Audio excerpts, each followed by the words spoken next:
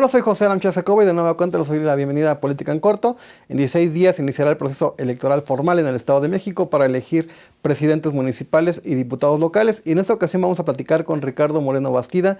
Él es el representante del partido Movimiento de Regeneración Nacional ante el órgano electoral mexiquense, ante el IEM. Muchas gracias por esta plática, señor. Gracias, José, a tus órdenes. Un tema fundamental para los partidos políticos, sobre todo para Morena, tiene que ver con la defensa electoral, el ejército electoral llamado así por los partidos políticos, representantes electorales. En otro momento, esto ha sido un problema para Morena en elecciones presidenciales de Andrés Manuel López Obrador. En el caso de Delfina Gómez Álvarez en la gubernatura, no tener completos pues genera dudas. Pues mira, siempre la estructura electoral es el punto de quiebre en cualquier partido político. Debo decirte que en la actualidad, desde hace más de 10 años, ningún partido ha cubierto el 100% de las casillas electorales, ni siquiera el PRI, y no solo en el Estado de México, sino también a nivel nacional. Como es sabido, en la pasada elección, nosotros tuvimos una presencia aproximada del 80% de cobertura de casilla, y ahora aspiramos a que ese 20% que nos faltó lo cubramos, lo vamos a cubrir. Estamos en pleno proceso de reclutamiento de nuestros representantes de casilla, muchos de ellos serán los mismos que nos ayudaron el año pasado, y en ese sentido creo que vamos a lograr una muy buena cobertura y vamos a tener presencia en la totalidad de las casillas en el Estado de México. Y es que en otro momento, si bien es cierto que los partidos políticos no llegan a completar al 100%, pues de todas maneras se benefician los partidos de mayor infraestructura que pueden tener movilización, y eso lo contrarrestan con el no tener representantes en todas las casillas. ¿Es correcto? Desde luego, como tú sabes, el modelo electoral a partir del año 2014 cambió. Básicamente los partidos que tienen una estructura territorial tienen mayor posibilidad de triunfo en virtud de que los medios de comunicación, sobre todo radio y televisión, están plenamente regulados por la ley, de tal suerte que el acceso a ellos depende también de las prerrogativas de radio y televisión que tenga cada partido político, de tal suerte que ahora la estructura terrestre es la que determina en los procesos electorales sobre quién gana y quién pierde. Antes de definirse las candidaturas hubo diversos, no sé si problemas, confusiones de candidatos que salieron en los dictámenes del partido Morena. En el caso del Estado de México, pues hay con casos concretos, el caso de Mónica Fragoso Maldonado, Ana Yuritsi Leiva Piñón, en el caso de Atizapán de Brenda Rodríguez, que salen en el dictamen, pero ellos se deslindan de las candidaturas. Si nos pudiera explicar qué pasó en ese sentido. Como tú sabes, la convocatoria de Morena para la selección de sus candidatos, tanto a diputados como a presidentes municipales, fue una convocatoria abierta. Se recibieron propuestas de toda índole, de todos los partidos políticos. Y en ese sentido fueron propuestas por algunos personajes. Estas personas que ha señalado, se hicieron las mediciones correspondientes, tuvieron una amplia presencia política en sus distritos, en sus municipios, y de tal suerte que estas gentes lo que definieron fue permanecer en sus partidos o incluso se adhirieron a otros partidos políticos y decidieron no competir por Morena, lo cual nosotros lo respetamos. Sin embargo, creemos que en algunos casos cometieron un error de definición. Creo que no supieron interpretar bien los cálculos. Yo personalmente tuve alguna plática con algunas de ellas, de las que he señalado. Si bien yo no las invité directamente, sí tuve algunas charlas para ir sondeando la situación. Es una cuestión de definiciones.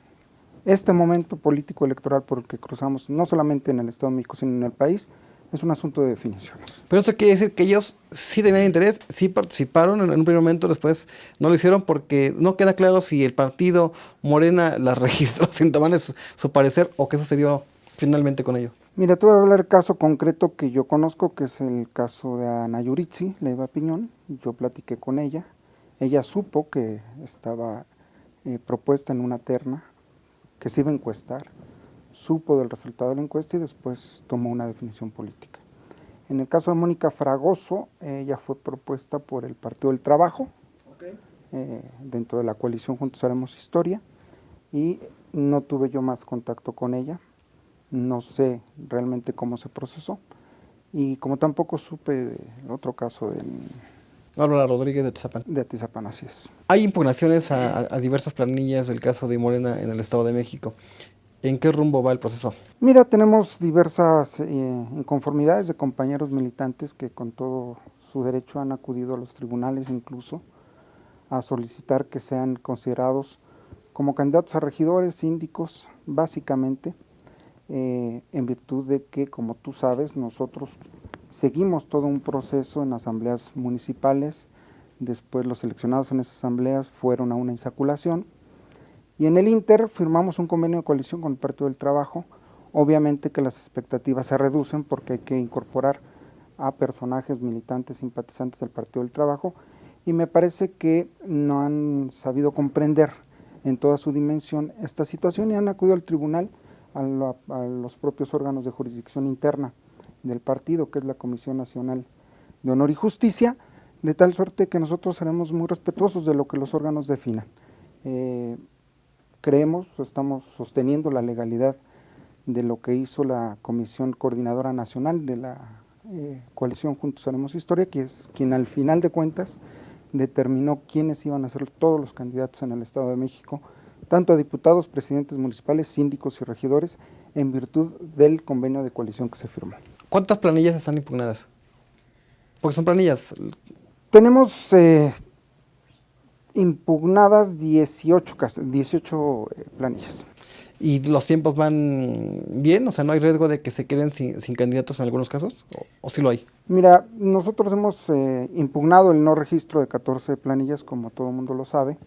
Nosotros tenemos plena confianza de que nos van a entregar el registro, entre otras cosas porque hubo abusos muy fuertes de la autoridad electoral, sobre todo en los casos de Coacalco y Texcalyaca, que no están plenamente sustentados los dictámenes del IEM, en virtud de que ni siquiera se nos señala la causa o motivo por el cual no se les entregó registro, y en otros casos fue excesivo en virtud de que algún requisito que faltaba de alguno o algunos de los integrantes de las planillas se pudo deducir fácilmente del resto de la documentación que se había entregado. Fue en extremo rigorista la posición de los y las consejeras en el Instituto Electoral para negar este registro.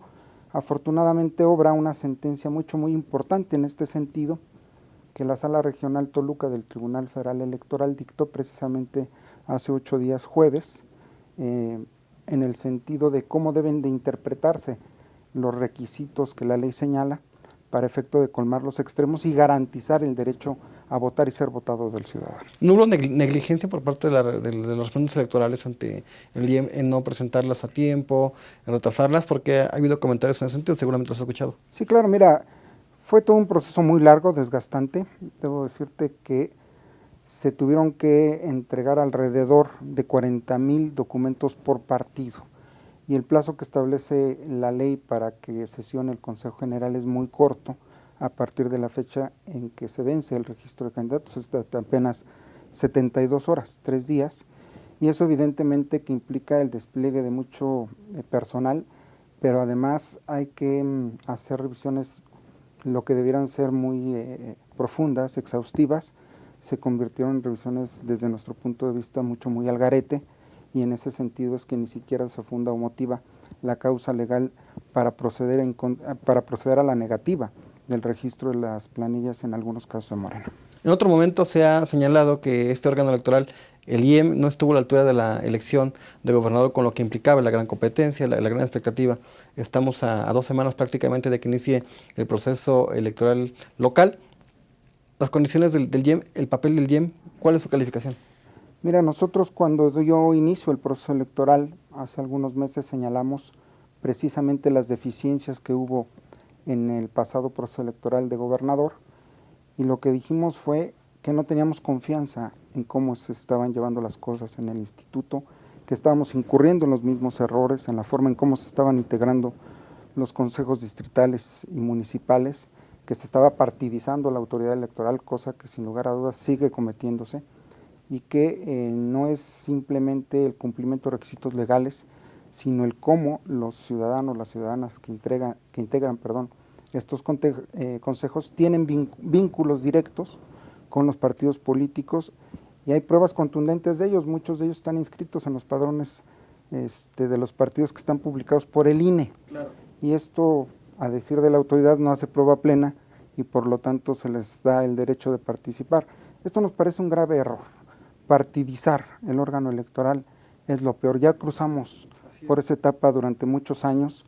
Ha sido muy difícil ciudadanizar el órgano electoral y me parece que el siguiente paso que debemos dar es precisamente materializarlo en los distritos y municipios. La mayoría de las proyecciones electorales de los partidos políticos, de los analistas, se hacen en función de encuestas. Usted ha visto a nivel nacional, seguramente tiene mediciones en el Estado. ¿Cuál es la expectativa de su partido en el Estado de México para el proceso local?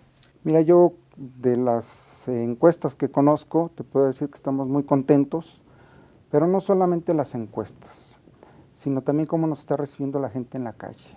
En las calles, en las colonias, en los barrios, en las comunidades, estamos teniendo una gran presencia hacia las y los candidatos de Morena, en este caso a diputados federales, a senadores, y que en las próximas semanas, 2 semanas aproximadamente, habremos de ir ya al inicio de las campañas de ayuntamientos y de diputados locales. Nosotros estamos convencidos de que tenemos un gran impulso y que vamos a ser mayoría en el Congreso del Estado de México y vamos a ganar la mayoría de los municipios en la entidad.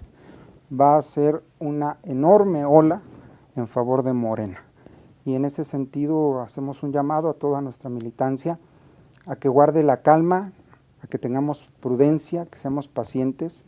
Hay en el Estado fuerzas que seguramente estarán buscando hechos de violencia, de provocación, de guerra sucia, que no caigamos en la irresponsabilidad de contestar.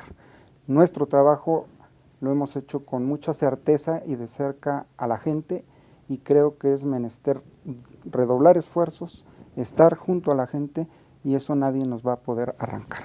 Precisamente en ese tema y para ir finalizando la charla que le agradecemos, hay antecedentes de que advierten que este escenario electoral tranquilo, de calma, sin sobresaltos, pudiera alcanzar otro tono. Ya hubo precandidatos que fueron asesinados, anteriormente el de Izcalli, ahora el de Tenango del Aire, un exalcalde de Tejupilco que casi agrede a su candidato de Morena, Anthony Domínguez, casi lo golpea. Este clima debe de tranquilizarse. ¿Quién es la autoridad? ¿Quién es el sector político, social del Estado que debe llamar a una calma en el Estado? Mira, me parece que aquí ha habido una ausencia absoluta del gobernador del Estado de México. Él como gobernador debe actuar sin matices partidarios y llamar a la calma, a la tranquilidad, a guiar incluso a su partido y a sus partidarios a que guarden la calma como estamos haciendo nosotros lo propio con los nuestros, con los simpatizantes y militantes de Morena, a no caer en este tipo de provocaciones, a no caer en una psicosis que me parece se puede despertar en el Estado, que actuemos con tranquilidad en pleno ejercicio de los derechos políticos a que tenemos derecho los mexiquenses, los mexicanos, y que no renunciemos a la participación política porque esta siempre será el único medio legítimo y sobre todo pacífico para hacer una profunda transformación en el Estado. Muchas gracias. A ti, que estés muy bien. Muchas gracias y les invito a que nos sigan acompañando en la siguiente conversación aquí en Política en Corto.